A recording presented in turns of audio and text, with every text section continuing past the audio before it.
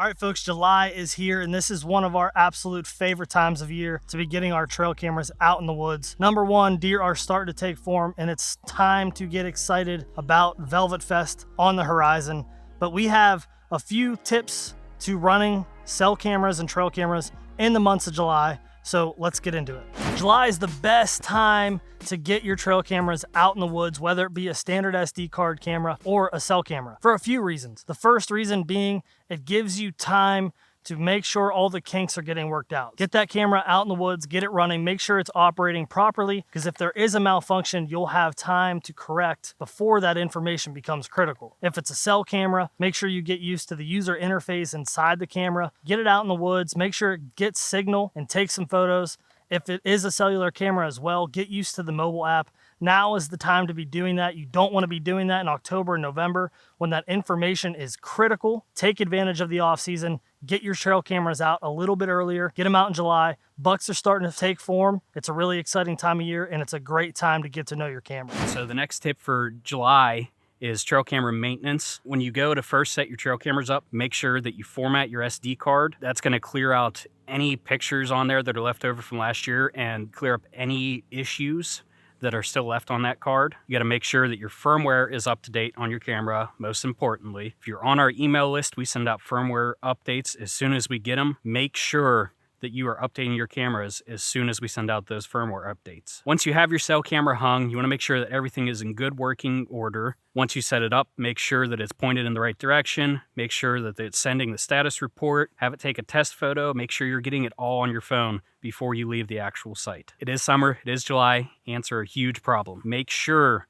you're taking permethrin with you, you're spraying all around that camera. The last thing you want to do is put this camera up, say a couple states away, and then a month later realize that ants got into it and completely destroyed it, and you got to drive or fly the whole way back to that camera to fix it or replace it. When it comes to running cell cameras and trail cameras in the summer months, especially in July, you need to keep in mind your goals for that trail camera set. Summer trail cameras are about inventory, so you want to be putting those cameras in places where you can collect inventory of the bucks in your area. In the summer, food is king. Summertime food sources, bean fields, ag fields, inside corners of field edges. Don't discount community scrapes in the summer.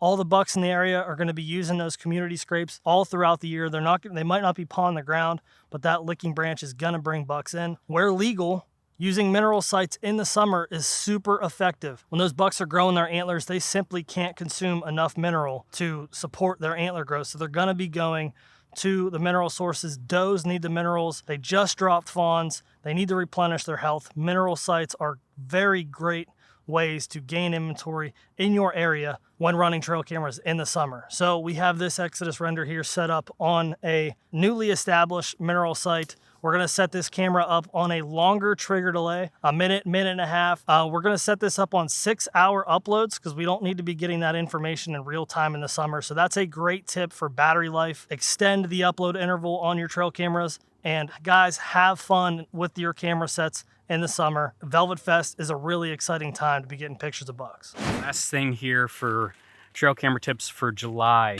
You want to make sure that you're getting rid of anything that has the potential to cause a false trigger. So while Cameron's dumping out this mineral here, I'm going to go around and I'm going to snip literally anything that is up past my knees that has the potential to cause a false trigger. The last thing you want is put out a mineral site, put a trail camera over top of it, and then you go home, you open up your Scout Tech app later in the day, like I did a couple weeks ago, and realize that you missed one branch that's causing the camera to take 1.5 million pictures of a branch swinging in the wind or a weed getting blown in the wind and wasting your monthly data. You want to go through, you want to prep your site, you want to clean out anything in front of that camera that has potential to cause a false trigger. What you also want to make sure is that you're not putting your camera up where there's the potential for the sun to cause false triggers. As you can see behind me, we got the render on the tree here, and then about 10 yards away, Cameron's putting out the mineral lick, clearing out any potential false triggers there with the brush. The reason why we set this here is because this is going to be in the shade most of the day, so we won't really have to worry about, that harsh contrast between shade and sun potentially setting the camera off. All right, guys, a little bonus tip here for you. In the summertime, if you got to cross a creek like we do to get back to this spot to hang cameras, best thing that you can get is a pair of breathable waders. So these are the Rogers 3-in-1 waders. They actually have 2 different inner linings that you can zip in and zip out of these, so you don't got to worry about sweating your butt off to walk back to set up cameras. I took the lining out of these. They're just like wearing a pair of PJs. They're super comfy, super light. They aren't going to make you sweat profusely when you're hanging cameras in this 80-90 degree heat.